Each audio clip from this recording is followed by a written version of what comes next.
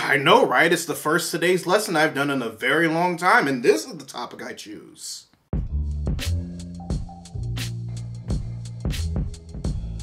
Readers, I made it a mission of mine to not pay to see any of the XMen movies after X-Men First Class. And yes, that even included the Deadpool movies. I only saw them in theaters because with the first one I had enough points with my membership club at my local theater to get a free ticket. And when I saw the second one, I already got my money's worth for the month of MoviePass back when it was still good. The only one I kinda regret not seeing is Logan because I found out that it took itself out of the tumble-dryer timeline that is the 20th Century Fox X-Men movies on purpose. Also, it's actually good? You can tell that it's very hard for me to say that about a 20th Century Fox X-Men film this day and age. But with New Mutants constantly looking like it's never going to see the light of day, the impending end to the XMen franchise before Disney gets a hold of it and gives the rights back to Marvel Studios looks like it's going to be X-Men: The Last Stand, 0.5 Final Mix. What? Alright, fine, Dark Phoenix, jeez.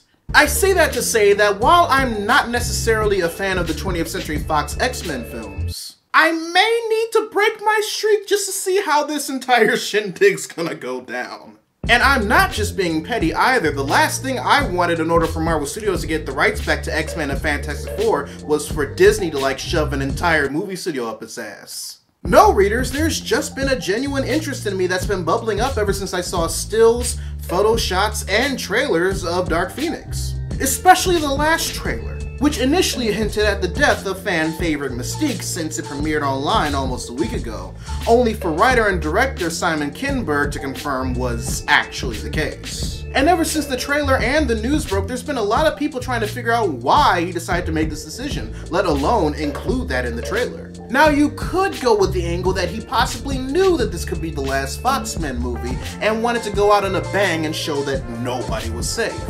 At least until you remember that Jennifer Lawrence doesn't want to play Mystique anymore. In an interview that she had with Entertainment Weekly back in 2015, she revealed that not only was her contract up after Apocalypse, but after playing the role for 5 years, she's no longer a fan of the makeup process for the character, along with other things. So when she made a promise to Kinberg that she'd be in the next one only if he directed it, and he ended up writing and directing it, Jennifer Lawrence pretty much went, fuck.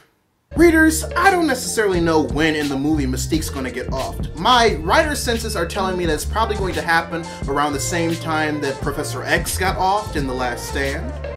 It also solidifies my joke about this being a Last Stand remake because a death that's going to impact every mutant involved is going to happen when Jean loses control in her childhood neighborhood. But no, it's fine. It has nothing to do with Last Stand. Don't be that guy. Even though that when it comes to the XMen movies, I'm totally that guy!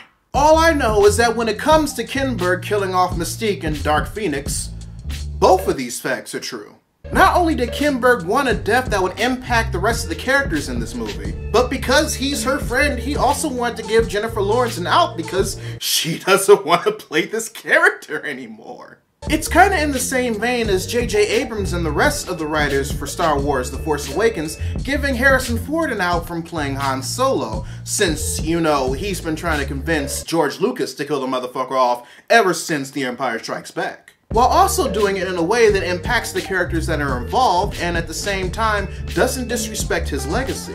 And honestly, readers, I prefer this option over any of the others. Because according to his Entertainment Weekly interview regarding why he made the choice to kill off Mystique, it was hard for him to make the choice because of how close he is to Lawrence in the first place. You couple that with Jennifer Lawrence's overall feelings about playing the role again and why she agreed to come back, and you get someone who takes into consideration the wants and needs of somebody else before their own while still making the best of the situation. Because if Kinberg truly is Lawrence's friend in that way, then he would have already known about her disinterest in playing the role again, despite her promise. And trust me, it would have been extremely fucked up if he found out that she didn't want to play the role again over the course of an interview, as opposed to, you know, the two just talking.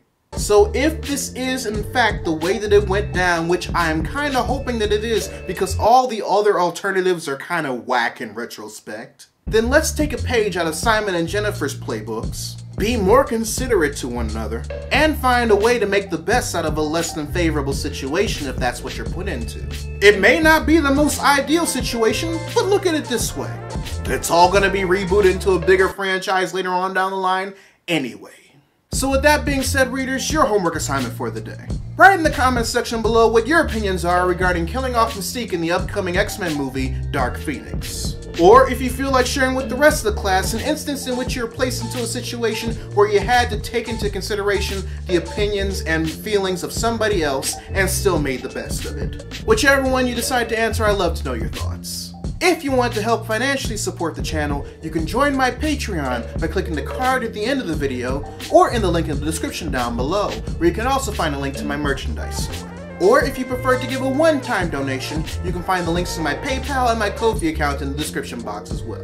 Also, make sure you subscribe to the channel and turn on notifications, because I post new videos every Monday, Wednesday, and every other Friday. But until then, this is Readus 101. Class dismissed.